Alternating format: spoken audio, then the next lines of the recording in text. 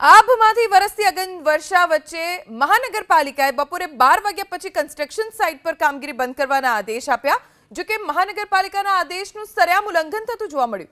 આ દ્રશ્યો અમદાવાદના યુનિવર્સિટી વિસ્તારના છે, જ્યાં સેન્ટ ઝેવિયર્સ કોલેજ નજીક રાજશ્રી સંવર કન્સ્ટ્રક્શન સાઇટ પર કાળઝાળ ગરમી વચ્ચે કામગીરી કરાવવામાં આવી રહી છે। એક તો આટલો તાપ, અમદાવાદમાં તો કોર્પોરેશને રેડ એલર્ટ આપ્યું છે અને 42-47 ડિગ્રીની આસપાસ જ્યારે તાપમાન રહેતું હોય ત્યારે કન્સ્ટ્રક્શન સાઇટ્સ 12 થી 4 બંધ રાખવાનો, એટલે કે કોઈ પણ કામગીરી કન્સ્ટ્રક્શન સાઇટ ઉપર ન કરવાનો આદેશ આપ્યો હોવા છતાં કેટલીક કન્સ્ટ્રક્શન સાઇટ્સ પર આવી ગરમીમાં પણ બિચારા મજૂરો કામગીરી કરતા જોવા મળ્યા। જો કે કેટલીક જગ્યાએ કોર્પોરેશનની અલગ અલગ ટીમો પહોંચી ખરી અને તેમને છાશ ORSનું વિતરણ કરવામાં આવ્યું।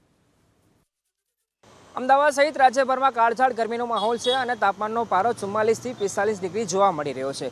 અમદાવાદ મહાનગરપાલિકા દ્વારા સૂચના આપવામાં આવી છે કે કન્સ્ટ્રક્શન સાઇટ પર બપોરે 12 થી 4 કલાક દરમિયાન કામગીરી શ્રમિકો પાસે ન કરાવવામાં આવે। એબીપી અસ્મિતા આ મામલે રિયાલિટી ચેક કરી રહ્યું છે, ત્યારે આપ જોઈ રહ્યા છો કે બરોબર આ નવરંગપુરા યુનિવર્સિટી વિસ્તાર છે અને આ કન્સ્ટ્રક્શન સાઇટનું નામ છે સેન્ટ ઝેવિયર્સ કોલેજની બાજુમાં આ રાજશ્રી સંવર કન્સ્ટ્રક્શન સાઇટ આવેલી છે। તો આપ જોઈ રહ્યા છો કે શ્રમિકો છે એ શ્રમિકો 12 વાગ્યા બાદ પણ કામ કરતા હાલ નજરે પડી રહ્યા છે। એક તરફ જ્યાં કાળઝાળ ગરમી છે અને તાપમાનનો પારો છે એ 43 થી લઈને 45 ડિગ્રી સુધી અમદાવાદમાં જોવા મળી રહ્યો છે। ત્યારે આ પ્રકારની કાળઝાળ ગરમીમાં જ્યારે શ્રમિકો કામ કરતા હોય છે ત્યારે તેમના આરોગ્ય માટે ચોક્કસથી એક જોખમરૂપ સાબિત થાય એ પ્રકારની પરિસ્થિતિનું નિર્માણ સર્જાયું છે। કોર્પોરેશન પણ તકેદારી વર્તવા માટે સૂચના આપી છે, પરંતુ આ સાઇટની વાત કરું તો અહીંયા કંઈક અલગ જ પ્રકારની પરિસ્થિતિ જોવા મળી રહી છે।